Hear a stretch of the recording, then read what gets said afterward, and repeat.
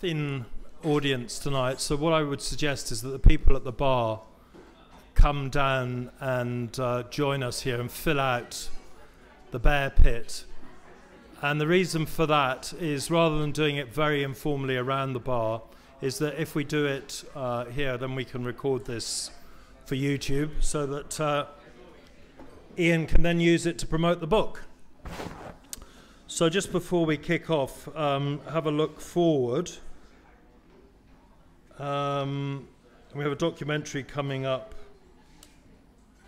when is it, on Monday, Racing Extinction, in partnership with the US Embassy.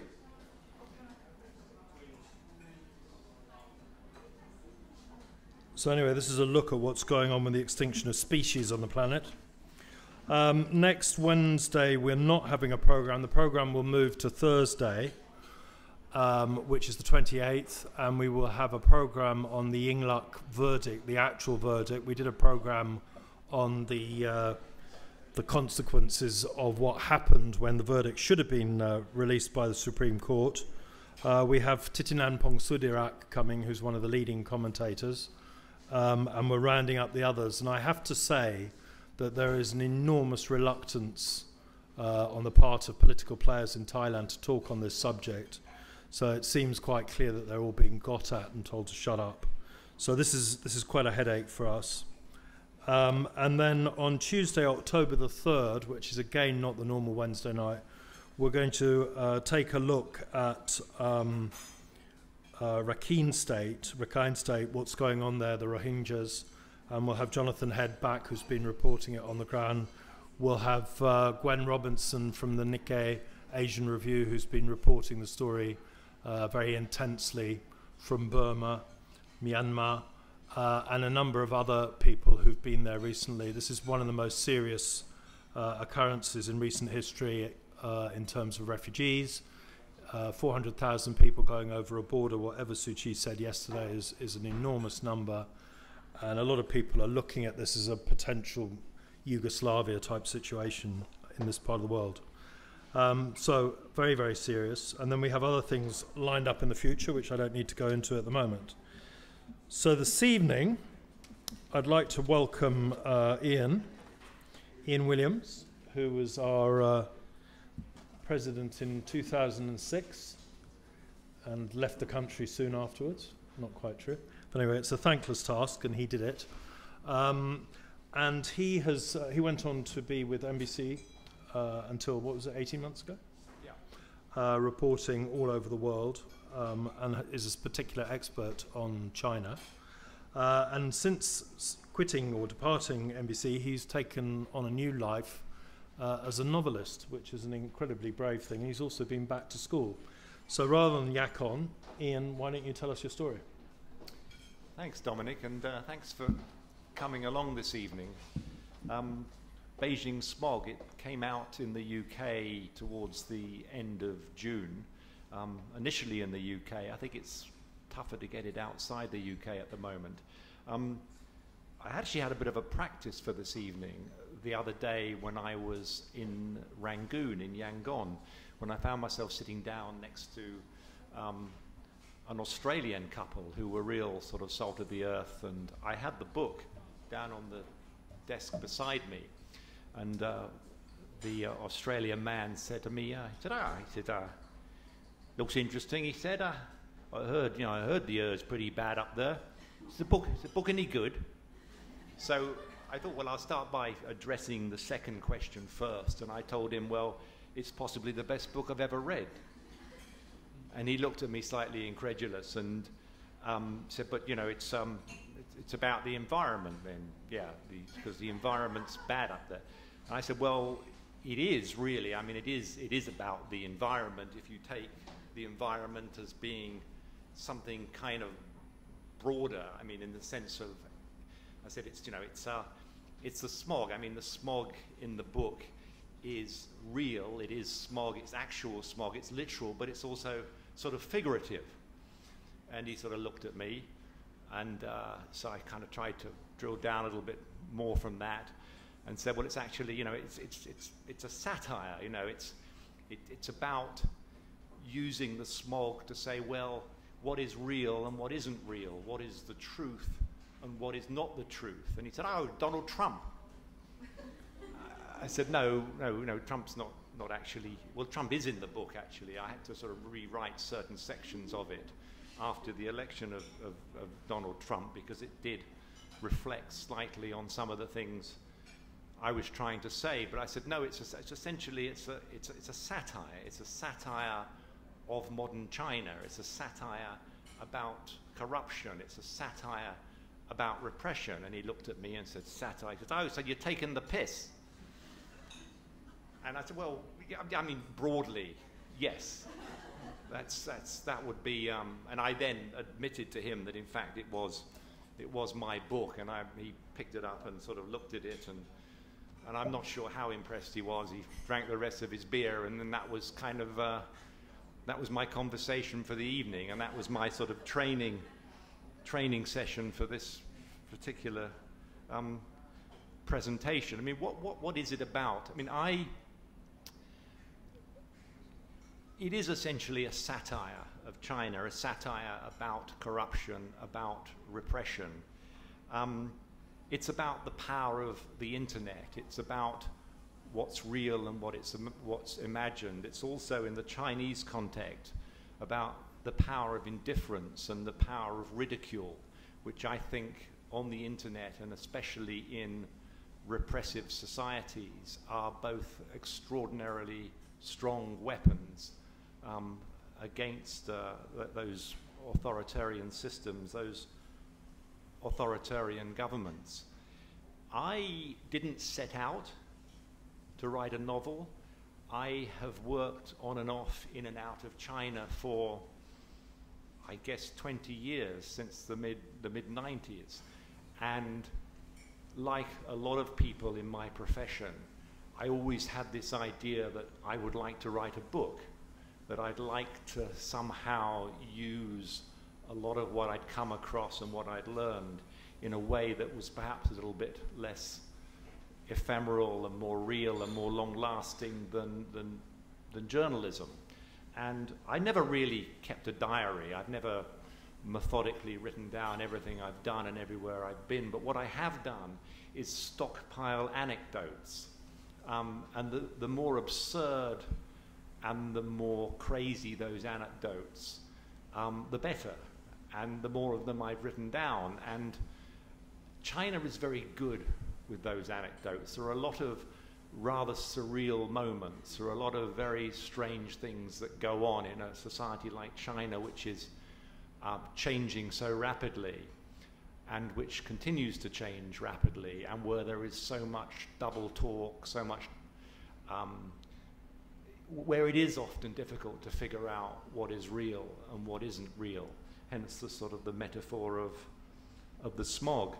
But the more I thought about it and the more I stockpiled these anecdotes, the more I thought, well, actually, I could do this as a work of non-fiction, but it would work better and I could take it in directions to new heights of absurdity if I did it as a work of fiction, if I took characters who are essentially quite real. I mean, I would admit that the three central characters of the book are based on people I knew and people that existed, but then leverage them and their characteristics in ways that obviously you couldn't possibly do in a work of non-fiction, and also to take different situations and different and bizarre happenings and sew them together and take them places which you couldn't possibly do if you were writing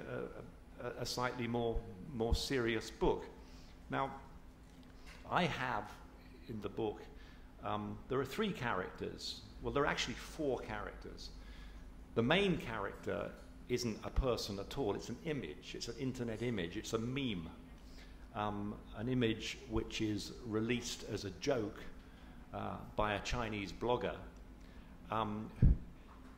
goes viral and then creates all sorts of problems and issues, bizarre issues, for a cast of characters whose circumstances become become threatened, become even more crazy as a result of this image.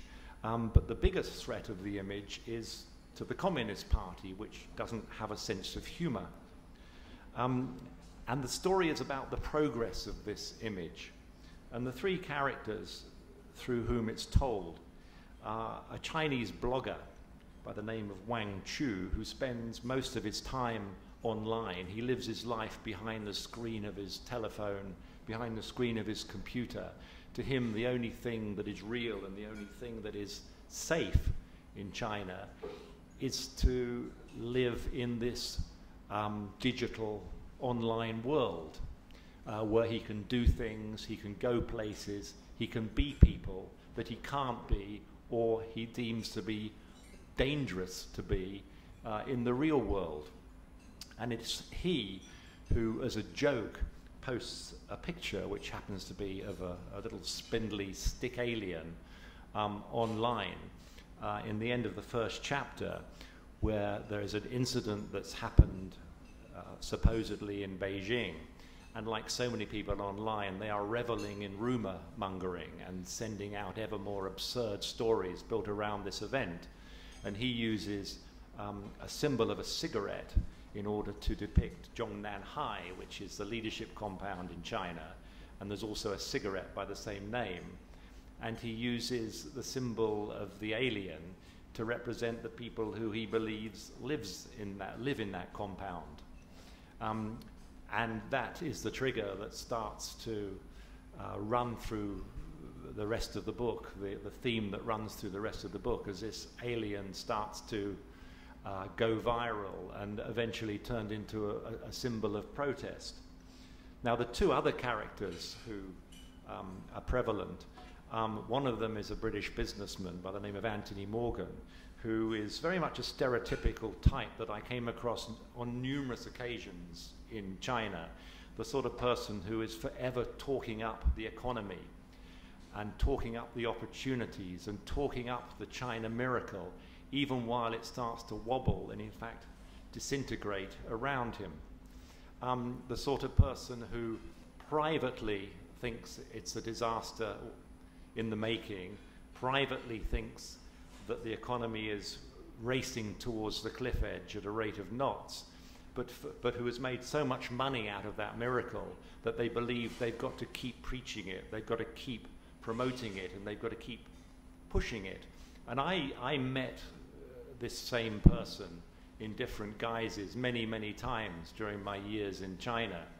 And he is very much a stereotypical figure in this sense, very rich, very opinionated, very well off. And in the book, he keeps his private thoughts to a Twitter account called @Beijing Smog, where he talks about his secret but genuine beliefs about the economy, while publicly praising everything about China and wishing to sell it to everybody who's prepared to come in and invest. The third character, again based upon individuals who I came across during my period there, is a US diplomat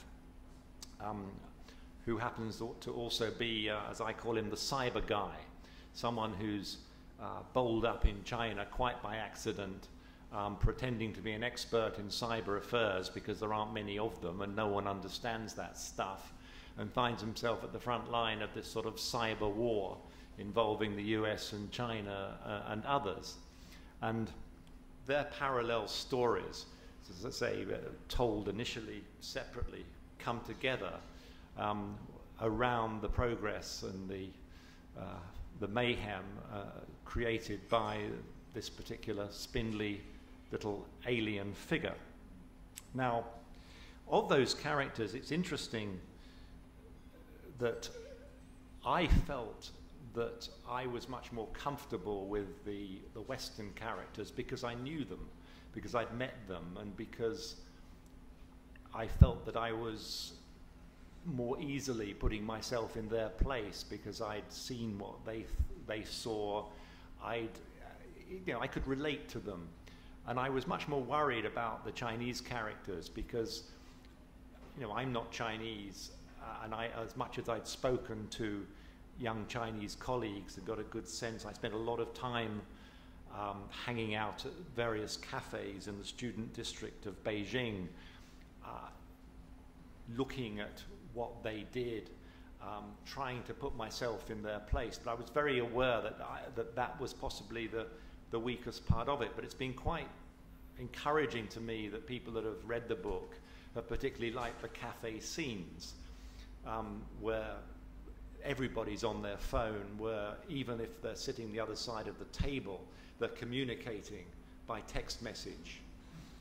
Everything is done through a screen. That is their world. It's a safer world. It's a more real world. It's a world they can relate to. And in the case of the blogger who releases the alien on this unsuspecting community, he has no idea right to the end of the book the mayhem and the consequences of what he's unleashed, because to him it's not real. It's something which is in cyberspace. It's something which is beyond the screen of his telephone. Even though the jokes, the absurdity and the ridicule are hitting their target, and I won't give away where the book's going, but are undermining and eroding his authoritarian opponents in a way that he would never have imagined and never intended. And there are some scenes in the book where he's arrested. Initially, he's called in for, as they call it, an invitation to tea on his university campus, and he just cannot. And there's a scene there which was drawn from conversations with people that have been through similar situations on Chinese university campuses, but he can't conceive of the fact that it could possibly have anything to do with him, that his, as he sees it, joke of posting a figure online could possibly have had those consequences. And also later in the book, where he's arrested and subject to all sorts of interrogation. Part of my thinking in doing that was, I don't know whether anyone's ever come across a novel which was written, I think, in the 1950s by a Czech author called Milan Kundera, and it was called The Joke, and it was about an academic at a university in Prague who, as a joke, writes a little ditty on the back of a postcard and sends it to this woman who's also in the department and who he rather fancies. But on the back of the card, he makes some disparaging remarks about the Communist Party. And the rest of the book is about the consequences for him of doing that, because she finds this and she shows it to the party secretary at the university. And of course, the party doesn't find it funny. And the rest of the book is about how this joke is taken seriously, and however many times he says that this is a joke, no one believes it can possibly be a joke. And the more he protests, the more difficult the situation becomes for him. And I saw it very much in those terms, that this is about a much more sophisticated authoritarian system than existed in the Czechoslovakia as it was then in the 50s. But at the same time, the power of a joke, the power of ridicule, and ultimately with some of these kids, the power of indifference. Indifference can be incredibly threatening to authoritarian regimes as well. In writing it, I tried to, I suppose because of the old reporter in me, that I was lucky because after I left NBC at the end of 2015, I had a period where I could do nothing but concentrate on writing this book.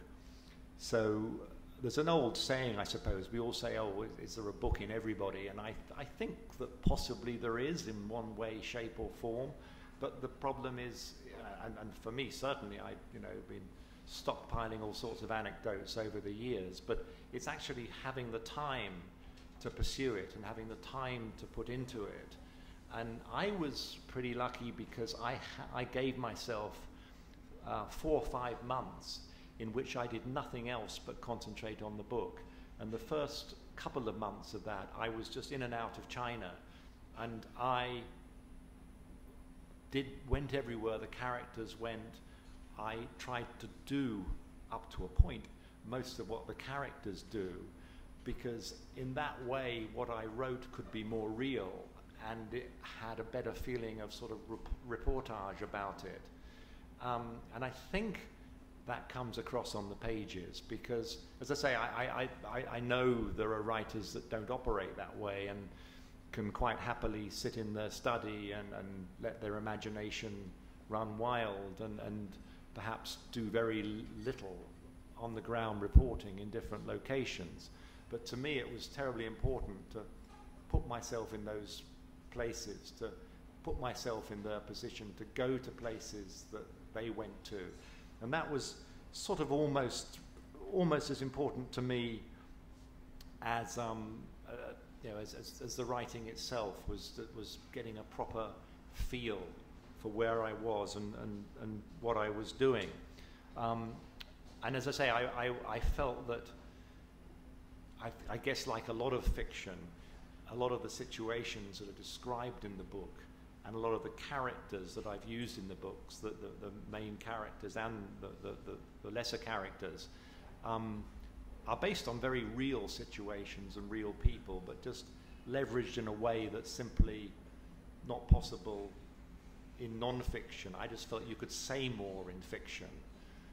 You could be more critical ultimately, and you could go places where you couldn't do if you were trying to write a work of non-fiction. One of the inspirations for that decision to go the fiction route instead of non-fiction came when I was in Beijing, I think maybe three years ago. And I was very curious because I'd read online about this guy who'd studied in New York, Chinese guy. He'd been to NYU, New York University, and he had got involved in the stand-up comedy scene in New York. And yeah, he got into it and he enjoyed it. And when he returned to China, he thought about trying to emulate it in Beijing to see whether he could make stand-up comedy work. And he persuaded one or two friends at clubs in Beijing that they should have comedy nights, that they should see whether they could create a bit of a stand-up scene in Beijing. But the problem is no one laughed. And he couldn't figure out why no one was laughing. And my immediate reaction was, well, you know, it's obviously, you've got to be very careful with politics, and a lot of stand-up comedy is pretty raw, it's very political. And that you've got to be cautious in a Chinese situation. But I was intrigued, and we met up for a drink. And I said to him, well, why do you think that this didn't work in China, that you managed to make a New York audience laugh, you enjoyed the stand-up in New York, you come back to Beijing, but no one laughs. Why did nobody laugh? And he looked at me and he said, well, I just think that modern China is beyond parody. And I thought about that, and I thought, well, is it? And I thought, well, I'll set out to try at least to see whether it was. And I think as well that this leads me to another point which relates to something I said earlier about Donald Trump, is that the book is in many ways, you know, we live in strange times, and the book is in many ways looks at what's real, what's not real, what's fake, what's genuine, what's a rumor, what's fact. And fake news, Donald Trump, is something which emerged after I more or less got the first draft of the book done. But I went back into it just to make glancing references to the changed situation in the States. the kind of slight madness that was coming out of New York and to out of Washington, and to reflect that in some of the dialogue with some of the main characters. And I've always had a bit of a, maybe it's because of, as I guess a lot of people here with a news background, I've always had a bit of an issue with the whole term fake news, because I think in one way, shape or form it's kind of been with us for a while. And I think that for a large chunk of the world's population, including China, but in many other places as well, what we've come to know as fake news is pretty much standard fare. I mean, misinformation, propaganda is mainstream and has been for a long time, whether if you look in some of the newspapers of China or Russia or an awful lot of other places around the world, but it's kind of become slightly more popularized through the actions and words of Trump and others. And in fact, I put a reference, I think, on the back of the book, you know, fake news, truthiness, alternative facts. You thought they were something new. Think again, you know, welcome to the world beneath the Beijing smog. Because I suppose I wanted to make the point that this is not something that's very new, the whole idea of what is real and what isn't, and the notion of propaganda and false alternative facts has been around for quite a long time, especially in different parts of the world. Now, the other point which I found very useful, and when I'd left NBC and after I'd done my research on this, I was trying to do some related research on cyber issues, which involve cyber attacks in Hong Kong, cyber weaponry that deployed by the Chinese state. And I went back to school. I went back to Royal Holloway University in London, and I did a master's degree in cybersecurity, which I'm just finishing.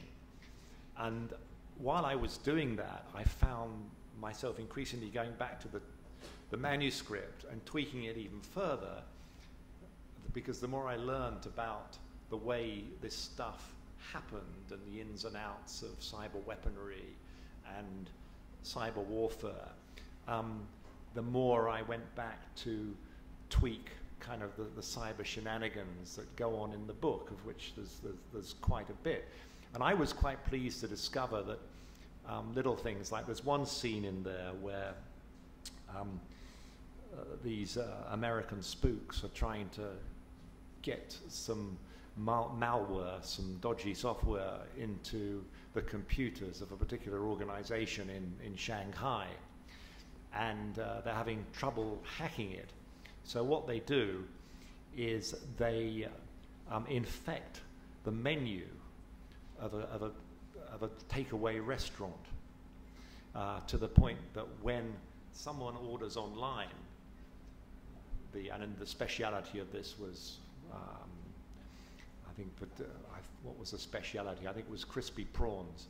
But when you clicked on the crispy prawns, you got a hell of a lot more than a bit of fish. It infected your computer. And I thought this was great fun when I wrote this in the book. But in fact, it's happened. It turns out that there was a cyber attack in California where it was blamed upon China at the time, where they got into an American contractor, defense contractor, and the way they did it was by infecting the menu of a local Chinese restaurant, which the guys inside this place regularly ordered their food from. And that's exactly how it got in the system, because they clicked on the menu, they clicked on the prawns, and by clicking on the prawns, they downloaded malware, a worm, which was able then to take control of their computer and to feed back information to controllers outside the States. And overall, I had enormous fun writing this book. I mean, to me it was just, I mean, whether it will make anybody else laugh, I don't know, but it made me laugh a lot while I was putting it together. And both in terms of going places, doing the things, researching, but also doing the course and discovering that a lot of the stuff that you think is fanciful in terms of what's possible in cyber skullduggery is actually very real, and a lot of it has actually happened.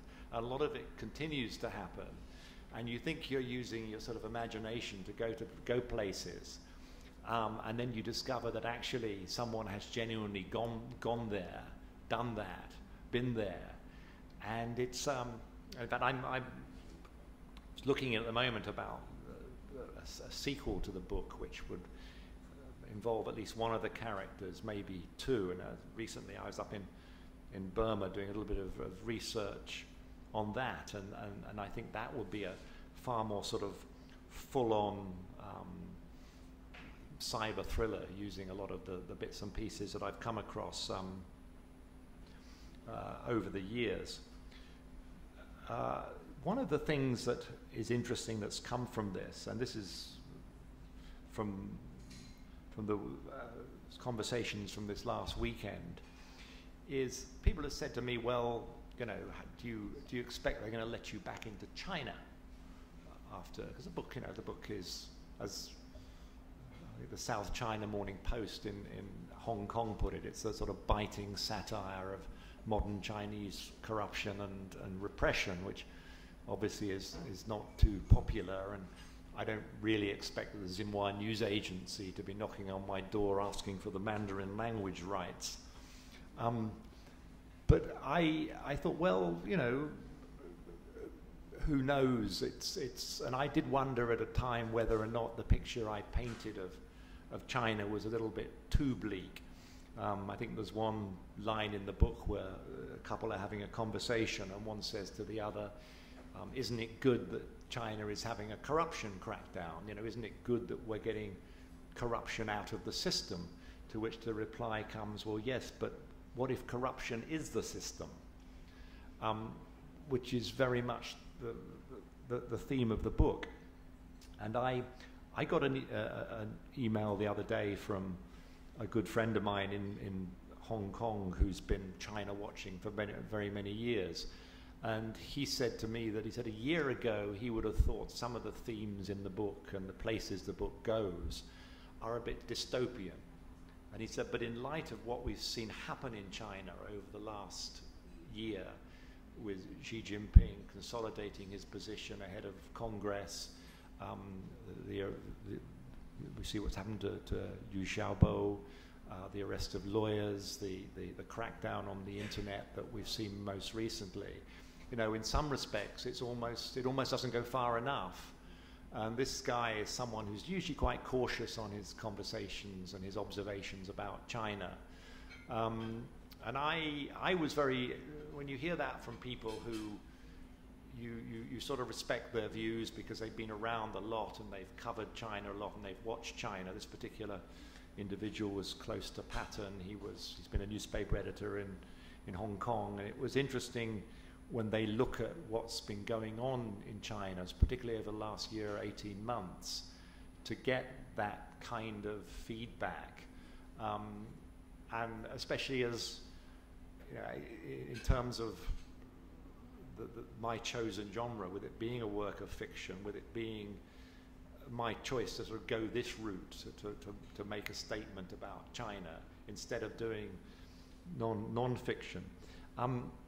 What's equally as interesting, and I mentioned the sort of the internet crackdown in China, and some of you probably saw how Apple removed VPNs from the Apple Store recently, effectively to make it much more difficult for people within China to get access to outside information and the outside world.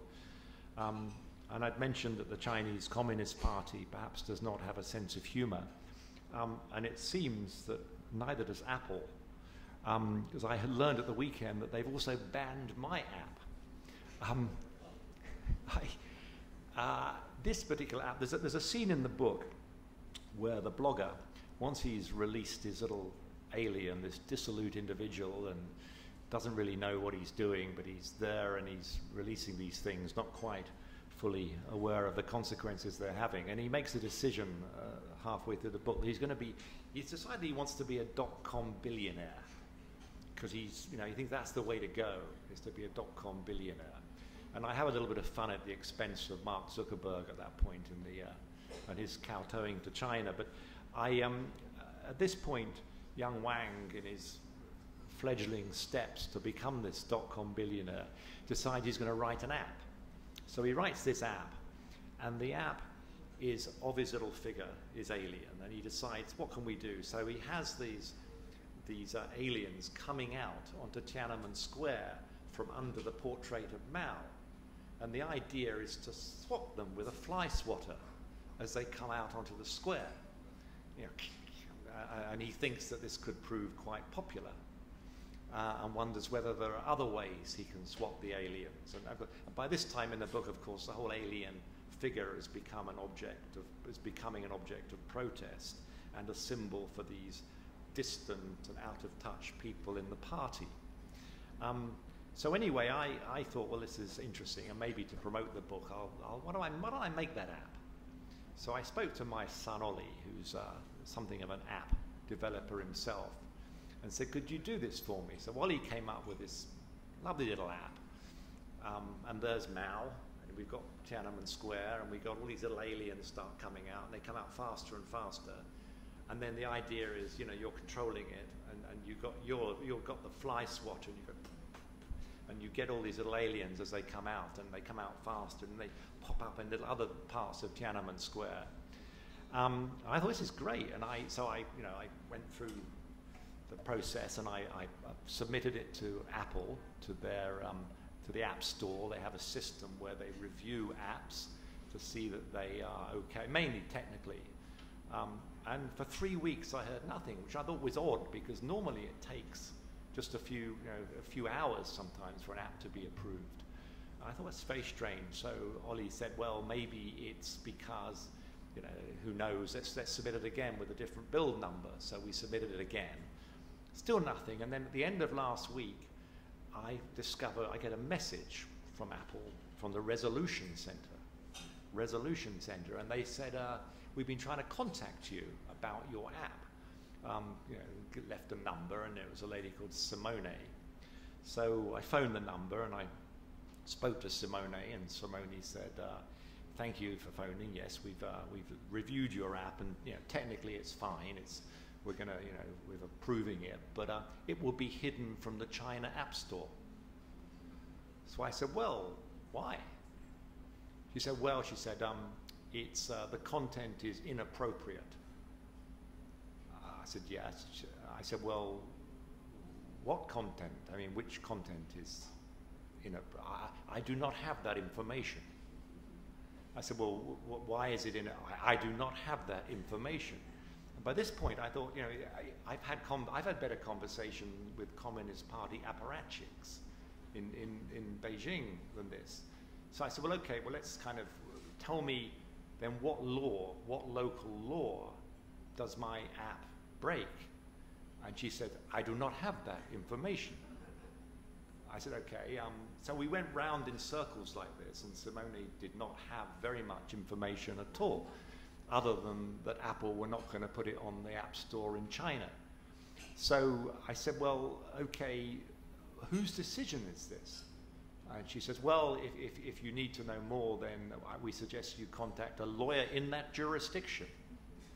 I said, well, what will I say to that lawyer? Because you want me to contact a lawyer in that jurisdiction to ask about a law that you're not telling me about. I do not have that information. And we went on like this, and it was a little bit Orwellian, and this is Apple, and this is a California number. And eventually, towards the end of this conversation, she conceded that it was Apple's decision to bar this from the China App Store. And then she followed it up with an email, which is very opaque and repeats more or less what she said about, inappropriate content will not be allowed, and has to be in accordance with local laws, but without even explaining what those laws are. So I followed that up with an email at the Friday or Saturday, again saying, could you possibly tell me what content why it's inappropriate and what local laws does this contravene. And I still have had no response from that at all. But the app is actually out there on other stores. It's just not available. It's just not available through the Apple Store, which intrigues me. I mean, coming on top of a lot of what we've seen with the ban on VPNs, with I think the New York Times being taken off the App Store, and I think the most worrying thing is I never expected. Obviously, China's not going to be Beijing is not going to be very amused by the book. But this is a decision taken not by Beijing but by Apple in accordance with criteria which are opaque and which they don't want to explain to you, to effectively sort of censor your app, which I think is sort of quite chilling, really, coming on top of a lot of what else we've seen. I've always more encouraging, I think. I was in Hong Kong recently, to some extent, to do some research for the academic studies I'm doing, which involve what I call the cyber siege of Hong Kong, which is the events that happened in 2014 during the protests, the umbrella movement protests, and have happened since, and also involve, I think, it was the most, and continues to be the most extensive, most varied and most intense use of cyber weapons we've ever seen against a dissident movement, just in terms of what was thrown at them over that period. But it's very interesting because Hong Kong being Hong Kong, the kids have been able to fight back, and they've used a lot of the tools at their own disposal, both in terms of technical and cyber, but also in terms of Hong Kong as a sort of open and fairly freewheeling place. And I was pleasantly surprised by the doors that opened to me while I was researching this. And I hadn't intended to talk about the book when I was there, because it was still ahead of publication. But I was surprised because, Hong Kong is becoming more cautious. There's a lot of self-censorship going on now. It's not quite as open a place as it was. But I was surprised that I got invited onto local radio stations there. I also got invited, I spoke to the South China Morning Post, got a very good review from them. And I was very encouraged by the extent to which people in Hong Kong were engaged with the book and were keen to look at it and hear about it. The exception, actually, strangely enough, was the Foreign Correspondents Club in Hong Kong, who've become very, very cautious for their own particular reasons, which were never fully explained to me. But as I say, I don't expect Xinhua to exactly come knocking on my door asking for the Mandarin language rights for the book, but I'm pretty encouraged by the fact that it's got a good audience and has been so well received, say, in Hong Kong. I'm also talking to one or two people in Taiwan who might be keen on publishing it there. I've been, to me, it's been a phenomenally rewarding experience researching and writing it. I've been lucky, as I say, because I've had the time to spend on it, but it's been enormous fun writing it, and I'm now thinking about how I can leverage one or two of the characters to do a potential sequel to it.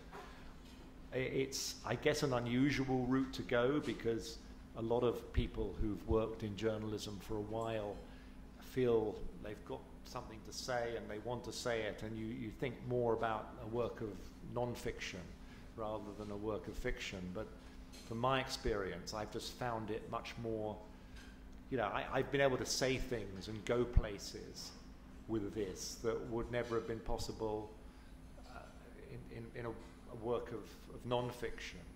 And I think a lot of the things that happen in the book and which are the places my characters go and the conclusions that the book comes to are not absurd. They're not beyond the realms of imagination, and I think that it's been a very, for me, good way of saying what I feel I wanted to say about China and what's happening there and where it might potentially be going, about delusional, whether it's delusional Western businessmen, rather incompetent cyber spies, or a sort of dissolute youth who escapes to the world beyond the screen.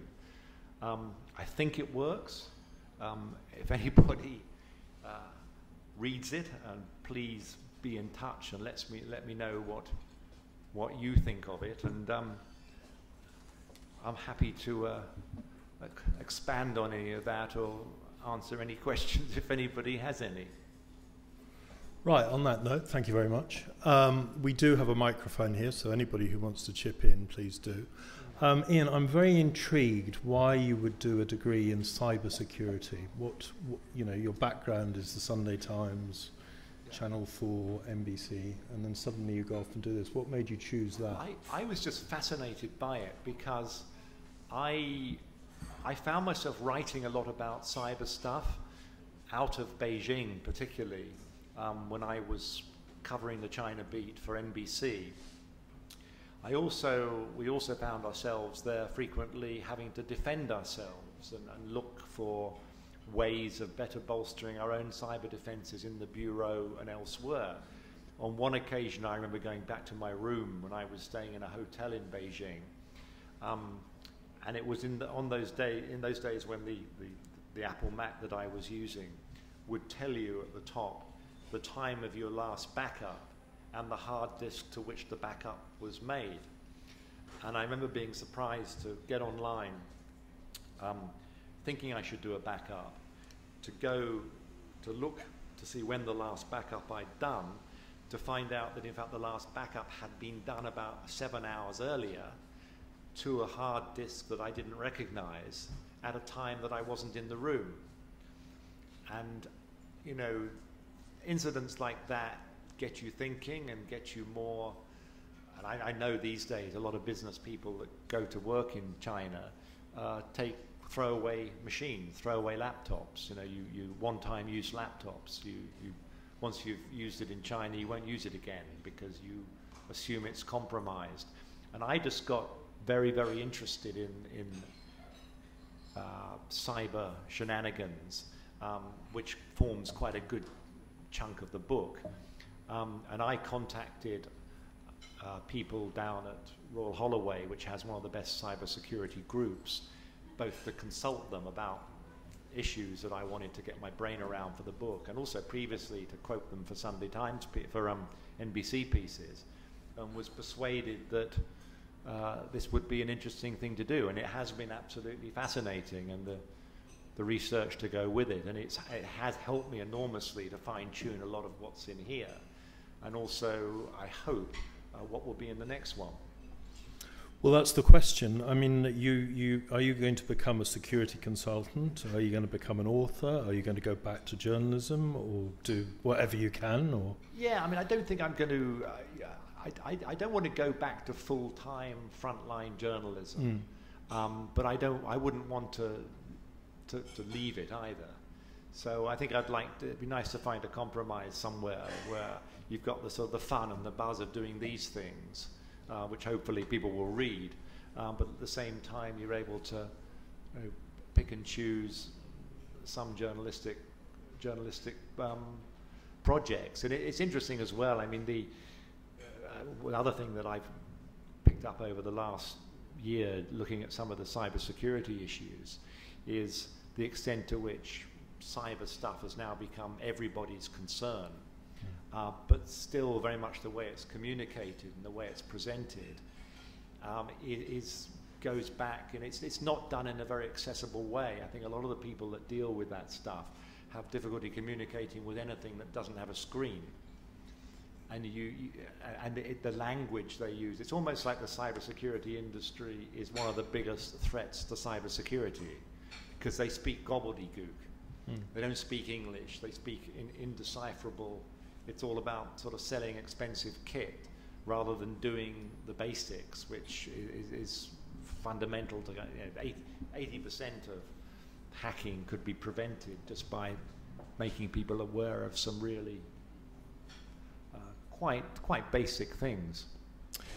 You've got this idea that everybody has a book inside them, and journalists are very, very susceptible to that because they've had experiences that are very intense and vivid. And quite often you read these books and you realise they shouldn't have been written. There's a few interesting bits, but they don't add up to anything. You've gone another route, you've gone to fiction. Are you in this book? Do we find Ian Williams at any point in it, or are you just the fly on the wall that's buzzing around? I think more of a fly on the wall. I don't think there are any particular characters there that I would closely identify with. But I guess there's a bit of me in all of them. In the sense that a lot of the stuff that they're doing is stuff that I've either seen or that I've tried to do or to emulate in the course of writing it. But you agree with that? I mean, there are a lot of journalists who've written books that shouldn't have been written. Yeah, I think so. I mean, it's a tough one because I think, who doesn't want to write a book? And I think that it is true that for the most part there's a book in all of us, but it's having the right situation, the right circumstances, and the time to sit down and do it. Writing books is about the most lonely activity in the world. You said you had a lot of fun with yourself and you entertained, which is good. Some books that doesn't happen. But did you fit it into your schedule? Did it run on the 4 to 5 months that you predicted? Yeah, I set myself quite I mean, like a lot of us in journalism, you need deadlines. Unless you can, so you've got to set yourself deadlines, whether they're real or artificial. And I set myself a lot of deadlines. I mean, I'd started fiddling around with ideas in the last year or two that I was at NBC, but I just didn't have the time to develop them or to really take them any place. And it was having that time and just to concentrate fully on doing it that really made the difference. Right, but did you keep your schedule? Did you do it? More or less. But I found myself, a lot of people that write a first book use what they call a kind of a book doctor. You'll get your first manuscript and you'll hand it to a book doctor who will dutifully rip it to shreds, send it back to you, tell you. But I didn't do that because I picked on half a dozen or so unsuspecting friends, some of whom knew China quite well and some of whom just liked a very good yarn, and said, look, just read this and be as rude about it as you can be. And they were. And I think what emerged as a result of that was a better manuscript, and I took on board a lot of those comments then over the course of last summer to quite substantially rejig elements and move around elements of the plot. And then other things external that happened, such as the election of Trump, which meant that various nuances in the book needed to be changed. Now, just to explain the publishing route, because it's never been easier to publish a book, in theory. Anybody can do it online. But of course, if you want commercial success, you need a lot more momentum than that. Now, did you go through formal publishing agents and what have you in London? I didn't have an agent.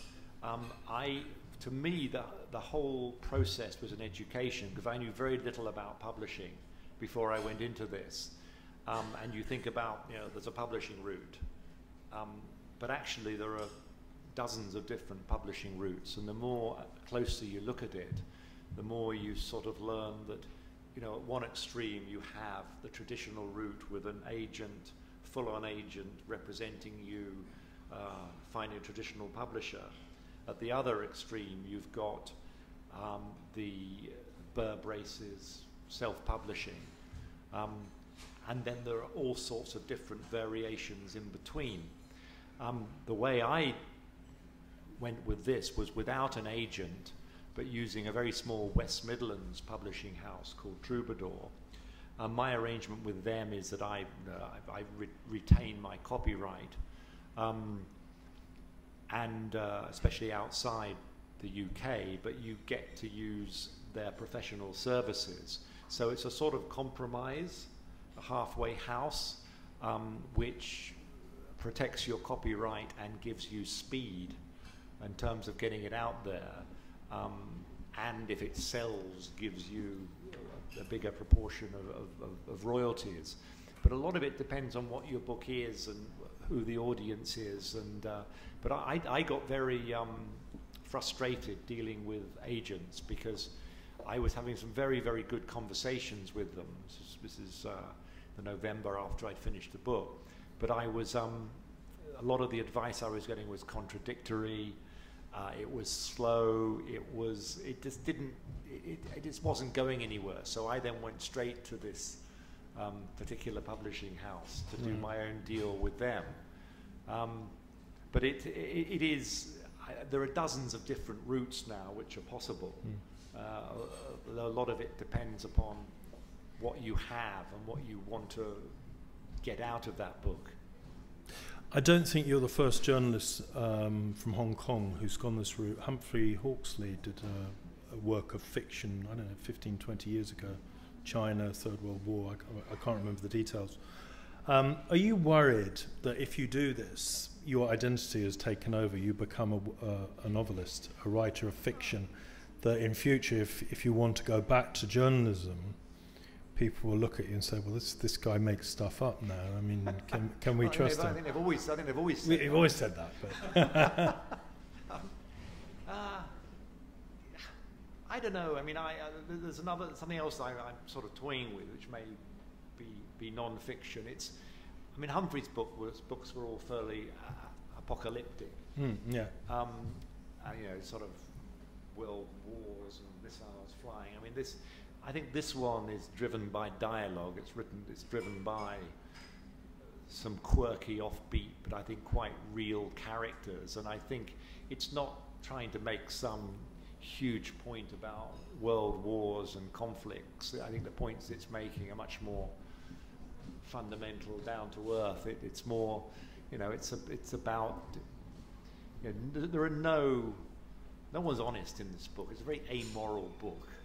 They're all morally suspect. Everybody's trying to deceive everybody else. Everybody is deceiving themselves. It's a very sort of it's a very amoral world that's depicted in here, and I think that the way it comes together, it's driven by the dialogue. It's driven by, there's no, you know, the story is actually the characters and their interaction, and there's no huge denunciation or conflict that emerges at the end. I think the fun and the humour is in the dialogue. It's in the interaction of the characters and the absurdity of it all, and the fact that absurdity is in many ways very real. You talked about the VPNs being closed down. These are the Apple stores inside China that are not allowed to sell it, and of course there is the Great Wall of China. I haven't read the book, so I don't know how much you've dealt with that. But there's also a wonderful irony in that Apple manufactures in this part of the world. So traditionally it was in Taiwan, you know, offshore, but now there's all this tremendous migration going off, and the technology is going onshore, so that China is actually manufacturing the machines that it's trying to block out. Did you deal with any of that? Not in. I dealt with the whole sort of manufacturing sector, and the fact that part of the book is set in the factories of Dongguan, and the fact that these are pretty brutal places in which to operate. I didn't go directly into that. What I did go into is more, there are scenes in there where there are tech executives competing for a slice of the China pie, and trying to convince themselves that every possible compromise with repression and corruption is entirely necessary and okay if it means in search of this the magic and the promise of the China market. And I do have a lot of fun at the expense of tech companies completely selling out in terms of any sort of when you look at some of the grand statements a few years ago made by the likes of Google and Facebook and Apple, and how they have now totally disappeared. And there's only one thing now that's important for them, and that's the China market. And if that means compromising themselves, compromising any principles they may once have had about repression, or then so be it. You know, it's all about doing business with China. This wonderful idea of Big Brother, you're talking about your disc being backed up when you didn't do it and you weren't in the room and everything. Do you think that gets exaggerated? I remember in Cambodia in the 1990s, there were all these stories about how the Interior Ministry was listening to all the mobile phone calls that were going on. But nobody had pointed out that it was completely impossible, even in a small city like that, to monitor the content of every conversation on a mobile phone. This stuff can't be processed. The big data that's downloaded, they can track through it later. We know about that. But this idea that we're all threatened because we can be picked up is maybe a little bit doubtful, because the sheer volume of stuff that's going on. When you climb on the SkyTrain, you see all these people talking to each other online. There's no way that can be monitored. I think, even by ties. Yeah, I think that has been the case. I think that the Great Firewall, as they once called it, had a lot of holes in it, and Chinese bloggers and netizens had a lot of different ways of getting around it, whether it was with VPNs or whether it was by using language or images or other ways of sidestepping the censorship. But it is becoming more sophisticated. It's becoming, I think the Economist recently called it the totalitarian digital state. Yeah. And I think big data analytics has made it much more possible. And you do have a situation in China now which is being openly discussed and developed. They call it Sesame Credit, whereby everybody's behavior online is being crunched and analyzed and assessed, primarily for commercial reasons, which is often the initial step. But the Chinese have made it quite clear that they see this as a way of categorizing and awarding people a different status as a citizen, depending on what you look at, where you go, how you browse, who you're in touch with, will enable them to give you a score as a citizen. And I think that's all quite scary, and they've made a lot of developments in terms of facial recognition. Yeah. You take that together with some of the more recent stuff with VPNs, with the censorship of Cambridge University Press and other academic journals going into China. And you can see this situation where the Chinese internet is effectively cut off from the outside world. And within that more impenetrable barrier, you've got such a tight degree of control, an oversight, and monitoring and surveillance of what people do and how they behave online. And I think we hear a lot about the NSA, GCHQ, the problems of surveillance in the West, but people sometimes forget that there are three aspects that make surveillance possible. One is the technology.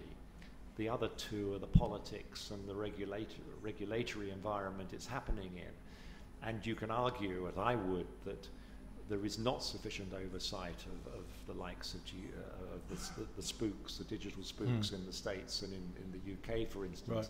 But at least there is oversight. At least there is a debate. Whereas in China, the politics and the regulation doesn't matter because there aren't any. It's all about having the technical means to do it, because there isn't any oversight, there isn't any monitoring, there isn't any debate over whether or not it should happen. But of course, in the UK, for example, we had the bombing on the Underground, and those guys were identified within half a day, picked up, tracked, arrested.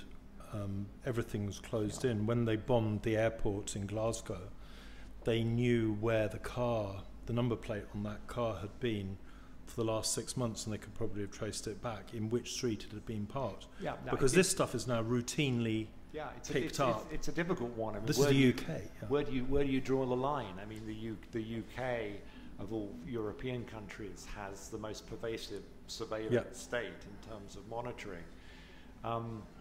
Where do you draw the line in terms of yes, you use it to investigate a crime after the event, but then you start to devise mechanisms and surveillance ahead of an event. You're looking for, I think what's worrying is when you move from investigation to preemption and surveillance and looking for modes and patterns of behavior which are suspect, and how you can justify that.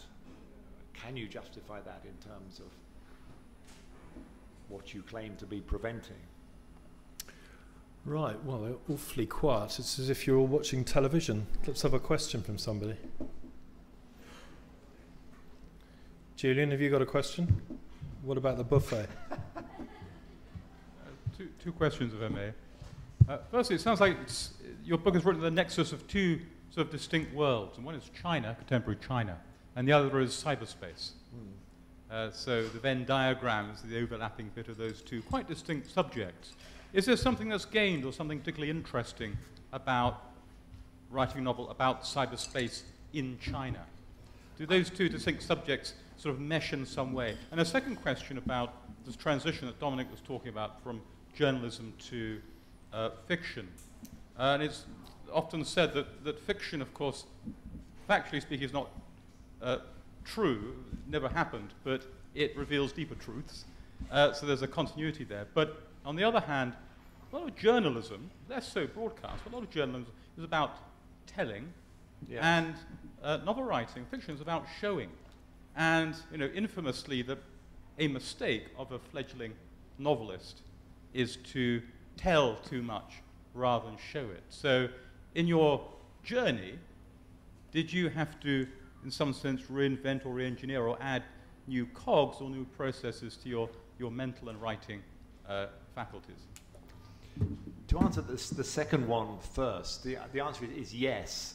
And in fact, I had to look quite long and hard at some of my early drafts, because I felt precisely that I was telling. And I looked at it and thought, I'm saying stuff which I shouldn't be saying. Things should be coming from my characters and from the dialogue and from the storyline.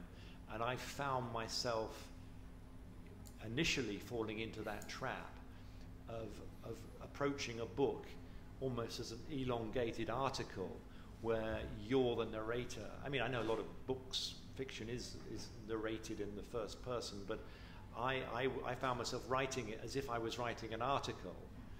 And I think it was maybe one of someone in my family said, "Oh, this is you saying that, Dad," and it shouldn't be me saying that. And I felt that I was very much doing the telling, and I had to go back on a number of occasions and think, no, this isn't. Things should emerge from the dialogue and from the storyline. You shouldn't be thrusting things down somebody's throat. They should. It should be there, not in your face, but it should be there, emerging from the story, from the way that they're talking to each other. And it was a difficult transition to make, because you are tempted to say this is the story and I'm telling it, and constructing, effectively writing a book-length article, whereas in fact that's not what you're doing, because things should come out of the mouths of characters, and out of the behavior of characters, and out of the interaction of those characters. And I think when I got into the hang of it, it became easier to do that. But I think you're absolutely right. That was a huge issue initially, that I found myself writing stuff, and it was me, and it just sounded preachy. It sounded, and not at all genuine. And I really felt that quite strongly initially, and a lot of the stuff I started to write, early on, I had to quite substantially change so it was coming out of the story and the dialogue. And on the other, with cyber and China, I think the reason is because I knew it well. I had a lot of stuff that I'd done in China, that I understood China. I had friends and contacts in China among young Chinese, as well as in the business and diplomatic community there. And I think that the cyber stuff, the online stuff, is fascinating in China because we're seeing now a degree of control that we haven't seen before, unprecedented, but certainly until now, cyberspace has given more elbow room and more room for people to express dissenting views, whether it's subliminally, subtly, or even sometimes more openly. I think, I mean, we in our office, in our NBC office in Beijing, we used to employ a couple of young interns full-time, just looking through social media, just looking through the Chinese internet, because so much was out there, and in some ways, if you wanted to put your finger on the pulse of what was going on in China, you needed to understand the language of the internet, the language of social media, because that's where people were being themselves in a way that they weren't in the real world, in the public sphere. So yeah, for all those reasons, it was just more. It was a fascinating, I think, way of getting at the real China, but also bringing out some of these bigger issues, particularly as involved sort of cyber spies and businessmen. Right, just one question: are you rich enough to be a successful author? Can you support yourself on? Well, I think you've got. Can you tell me how you did it? What about the film rights? Well, I'm told that's how that's how you do ultimately become That's what a you pray successful for. author. Do you want to ask a question? Sorry. Yeah, I do. Since you decided to go with fiction with your book, something that I've kind of noticed in China in my experiences there was since they don't have a lot of outlets in nonfiction, like there's really interesting things that are going on in Chinese fiction. I wondered if there was any contemporary Chinese fiction that helped inspire you, or writers that you said, okay, they're able to talk more honestly about what's going on there. Were you able to use any of that in writing your book? Sorry, just who are you? My name's Kirby. I'm not with anybody. We just wanted to check if you're a Chinese spy, but I'm not. Carry on. I lived in China for a very long time. We realise you're not, but let me see. I've read some, Marjun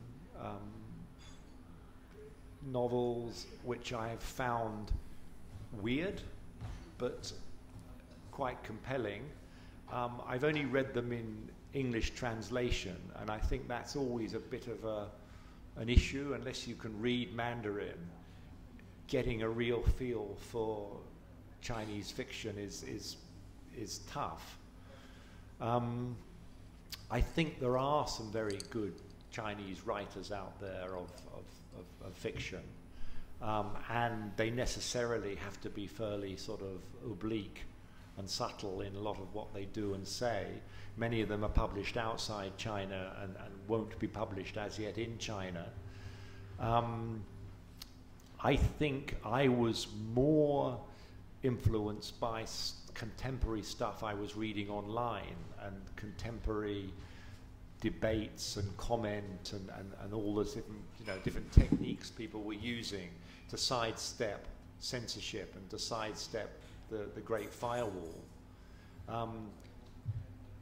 rather than works of Chinese fiction, as I say, because without being able to read Mandarin, I think you can't get a really thorough feel for it.